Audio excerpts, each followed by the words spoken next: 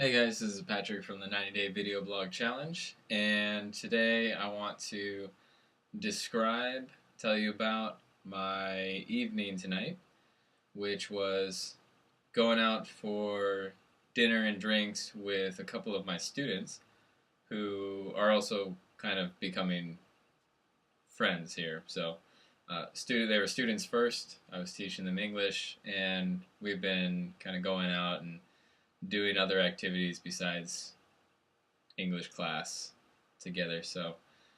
Recently we climbed Mount Fuji together, and ever since then we've been kind of going out drinking and stuff like that. And today we went out for dinner. They came out to my DJ show last night, and then we just met up today for some drinks. And one thing that kind of dominated our conversation that was kind of interesting and I want to share on this video blog is the kind of the ideas and the mentality of sort of SSM and my new kind of mentality with, I guess, just outlook on life. And so I was sharing things like, setting actionable goals, setting realistic, achievable goals that you can actually reach in a certain time frame. I talked about taking small steps, small actions every day, like the importance of taking action every day, the importance of at least starting whatever challenge it is you're doing. We talked about how last month in August, I took up a no drinking challenge. And it was kind of funny. I asked the guys, I was like, because I had told them before that I wasn't drinking during August, and they were kind of like, oh, okay, that's really weird, but whatever. And then so in this conversation today, I asked them, like, do you guys know why I didn't do that? And they gave me the answer of, oh, because you wanted to be healthier, and I was like, nope, that's not it. And they were like, oh, because you wanted to save money, and I was like, nope, that's not it either. And they're like, oh, because you wanted to get girls or something. And they were trying to think of reasons why I was doing this challenge, why I did this challenge. And I said all these different things, and each one, it was kind of it was a byproduct of the challenge. Yes, I did save money. Yes, I was able to maybe be more confident in social situations without alcohol. I did feel better in terms of my health and stuff like that. I wasn't hungover at all. So those were kind of side effects of the challenge. But the real reason was the real reason that I did that challenge was to see if I could do it. And when I told them this, they just had this really funny.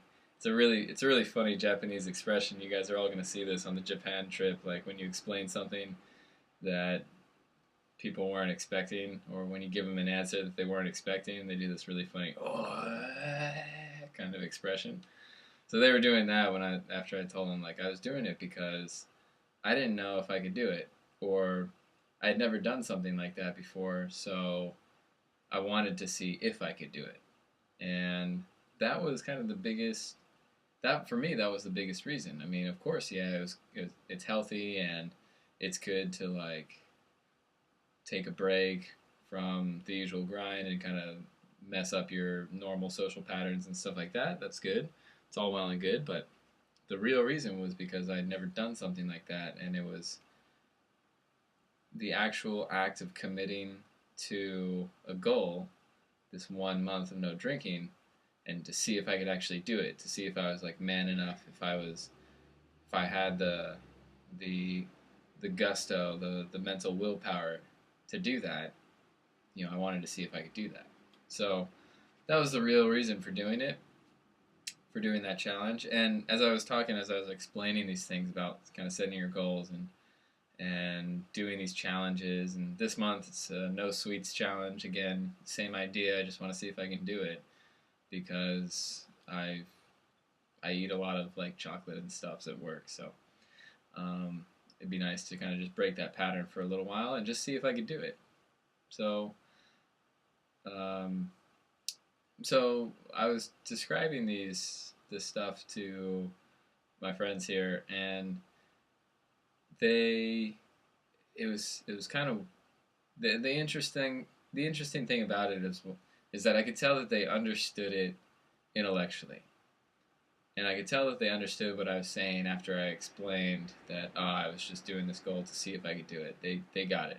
I could see that, but I didn't necessarily see a real change in terms of like I don't think that what I said tonight or what we talked about tonight will actually cause them to maybe not go home from work every day and just watch TV instead of maybe going out and exercising. I don't think it'll cause them to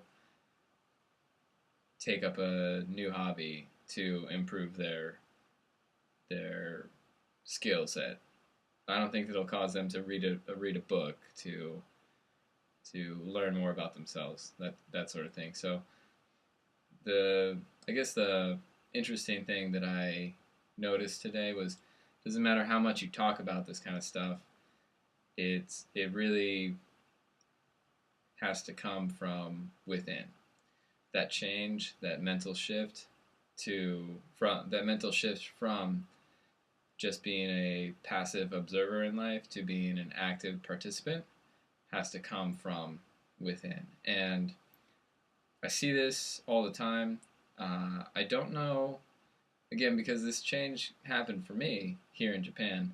I don't know if it's maybe more common here, and that's kind of part of the culture, but I don't want to really put any stereotypes on this, but we'll see when I get back home to America if it's really a similar thing. I imagine, just like everybody's been saying, like Tim's been saying in the videos, we are the 1%. We are a special breed. So I think this really is kind of common all over. It's just people sort of taking a back seat to life, and that change. I mean, we can talk about it as much as we can talk about it till we turn blue in the face about taking action, setting goals, achieving your dreams, but really the change, in order for someone to really take it to heart and really actually start taking action and achieving their goals, that change has to come from that person. That change has to come from within,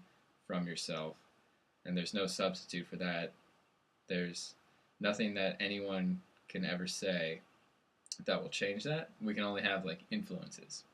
So just like in the same way when I first stumbled upon the Freedom Business blog, I just happened to be in the right place at the right time, reading that article about, what was it, 19 ways that bullshit is messing up your life, or whatever that blog post was. I was just in the right place, in the right mindset, at the right time for it to really like hammer home. So I guess not to be defeatist, like don't talk about